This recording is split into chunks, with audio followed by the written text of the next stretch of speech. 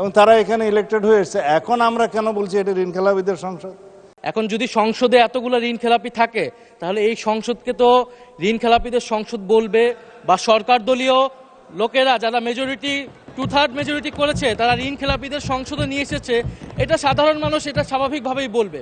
আর আমরা সংসদকে সার্বভৌম বলতেছি, এখন এই সংসদে যদি আমরা ঋণ খেলাপি বলতে না পারি এই সংসদে, তাহলে মাননীয় স্পিকার আমরা আর কোথায় বলবো? ফলে মাননীয় স্পিকার আপনার কাছে এখানে যারা আছেন কেউ ঋণ খেলাপি না।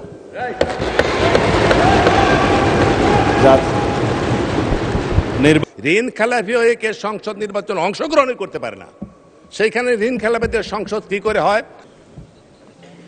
ধন্যবাদ মাননীয় স্পিকার। মাননীয় স্পিকার, আমি যে এই ব্যাপারে কথা বলতে চাচ্ছি এটা মনে সকলের বক্তব্য হওয়া উচিত।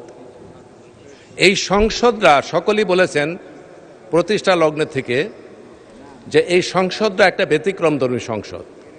অনেক আন্দোলন সংগ্রামের পরে ত্যাগের বিনিময়ে সর্বজন গ্রহণযোগ্য একটা অবাধ সুষ্ঠু নির্বাচনের মাধ্যমে এই সংসদ গঠিত হয়েছে।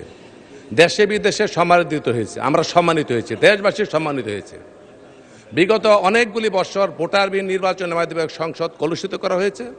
সেইখানে সংসদের মর্যাদা অন্য যে কোনো সংসদের আমরা মনে করি অনেক উচ্চে। কিন্তু আমরা যখন বক্তব্য রাখি, দুঃখজনক হলো সত্য, হয়তো খেয়াল করি না, কিন্তু আমরা অনেকেই অবচেতন মনে হোক সচেতন মনে হোক এমন কিছু কথাই সংসদ উচ্চারণ করি যা আমাদের ভাবমূর্তি ক্ষুণ্ণ করে, আমাদের বিতর্কিত করে, মর্যাদাকে খাটো করে। আজকের বক্তব্য চলাকালীন মাননীয় সংসদ সদস্য জিনায়দ 4 আবু তাহের উনি এক জায়গায় বলেছেন দাঁড়িয়ে যে ঋণ খেলাপিদের এই সংসদে দাঁড়িয়ে কথা বলতে। এই যে ঋণ খেলাপিদের এই সংসদ, এই শব্দ কোথা থেকে পেলেন? মাননীয় সদস্য একটু সময় দিবেন। না, এটা জিনাইদা 4 বলেননি। আমি যতটুকু শুনতে পেরেছি এটা রুমিন ফারহানা বলেছিলেন। ঋণ খেলাপিদের এই সংসদে দাঁড়িয়ে বলতে। জিনাইদা 4 না, আপনি বোধহয় ভুল করছেন, রুমিন ফারহানা বলেছিলেন। কিন্তু কথাটা সকলের, যেই বলুক এই কথাটার প্রেক্ষিতে বলছি। একটা কথা আছে বাংলা ভাষায় মাননীয় স্পিকার, যে বেড়ায় যদি ক্ষেত খায় সেই ক্ষেত টিকানো যায় না। বেড়ায় যদি ক্ষেত খায় সেই ক্ষেত জমিন টিকানো যায় না। এইখানে নির্বাচিত হয়ে নিজের মর্যাদা নিজে হানি করার জন্য, ভুলণ্ঠিত করার জন্য আমরা যদি আত্মঘাতী সমালোচকের আত্মঘাতী কথা বলি, ঋণ খেলাপি হয়ে কে সংসদ নির্বাচন অংশগ্রহণ করতে পারে না, সেইখানে ঋণ খেলাপিদের সংসদ কি করে হয়? আমি অনুরোধ করব আপনি এই শব্দটি এখান থেকে এক্সপান্স করেন এবং ভবিষ্যতে আমরা যাতে বক্তব্য রাখি নিজেদের মান সম্মান হানি এমন কথা যেন অতি উৎসাহীকে না বলি, এই জন্য সকলের প্রতি বিনয়ের সাথে অনুরোধ করছি। আসসালামু আলাইকুম। জি মাননীয়, এটা তো ব্যাখ্যার মধ্যে আমরা যাচ্ছি না। মাননীয় সদস্য উনি পয়েন্ট একটু বলি, আপনি শুনেন দয়া করে। আপনি বসেন please, take your seat please. Thank you. জনাব ফজলুল হক মিলন সাহেব একটা পয়েন্ট রেজ করেছেন, সেই পয়েন্টটা আমরা পরীক্ষা নিরীক্ষা করে দেখব। যদি আপনার বক্তব্যে সেটা প্রতিফলিত হয়ে থাকে সেই অংশটা আমরা বিচার বিশ্লেষণ করে এক্সপান্স হওয়ার মতো হলে এক্সপান্স করব। অসংখ্য ধন্যবাদ ফজলুল হক মিলন সাহেব, আপনাকে অসংখ্য ধন্যবাদ। আমরা আগে দেখে নেই, আমরা তো এখন এই মুহূর্তে কোনো সিদ্ধান্ত নিচ্ছি না। উনি যে কথাটা বলেছেন, উনি বলেছেন যে ঋণ খেলাপিদের এই সংসদে দাঁড়িয়ে বলতে হচ্ছে, এই লাইনটা তিনি কোট করেছেন। সো এই লাইনটা আসলে আপনার বক্তব্যে ছিল কি না প্রতিফলিত হোক, আমাদের সামনে আসবে। যদি এরকম থাকে নিশ্চয়ই এটা ঢালাও একটা স্পিচ হয়ে থাকতে পারে, সেই ক্ষেত্রে স্পিকারের আসন থেকে সিদ্ধান্ত নেওয়া হবে। অসংখ্য ধন্যবাদ।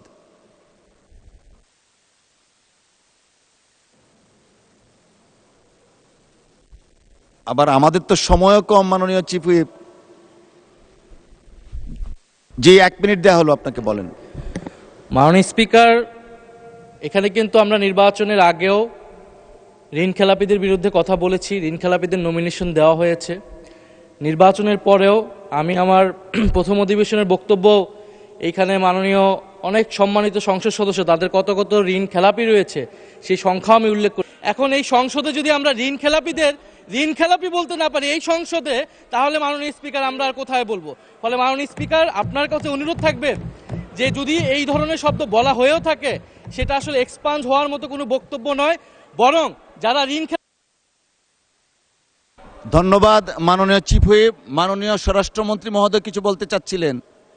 জি, জি মাননীয় ধন্যবাদ, মাননীয় মাননীয় স্বরাষ্ট্রমন্ত্রী, আপনি আপনার কথা 2 মিনিটের মধ্যে শেষ করবেন দয়া করে। তার চাইতেও কম লাগবে মাননীয় স্পিকার। আর দাঁড়াতে চাচ্ছিলাম না।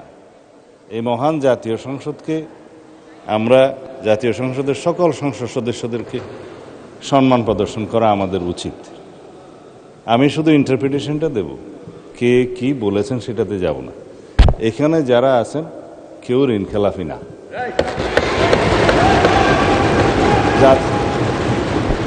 নির্বাচনী আইন, রিপ্রেজেন্টেশন অফ পিপুলস অর্ডার এবং অন্যান্য বিধিমালায় অনুসারে যারা ঋণখেলাপি আদালত কর্তৃক সাব্যস্ত হবে, ঘোষিত হবে, তারা দে আর ডিসকোয়ালিফাইড, তারা এমপি হিসেবে নমিনেশন দিতে পারবে না, অবৈধ।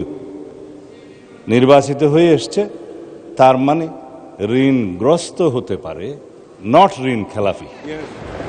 এখন যদি এখানে কেউ ক্লেম করে যে এই সংসদের ঋণগ্রস্ত ঋণ খেলাপিদেরকে নমিনেশন দেওয়া হয়েছে, এটা কোনো লিগ্যাল ইন্টারপ্রিটেশনের ঠিকানা।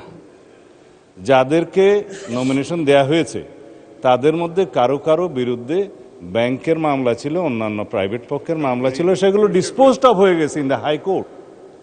যখন হাইকোর্ট সুপ্রিম কোর্ট থেকে সেটা ডিসপোজড অফ হয়ে যায় এবং তাকে লেজিটিমেট ক্যান্ডিডেট হিসেবে ডিক্লেয়ার করা হয়, সে আর ঋণখেলাপি নয় এবং তারা এখানে ইলেক্টেড হয়ে এসছে। এখন আমরা কেন বলছি এটা ঋণখেলাপিদের সংসদ?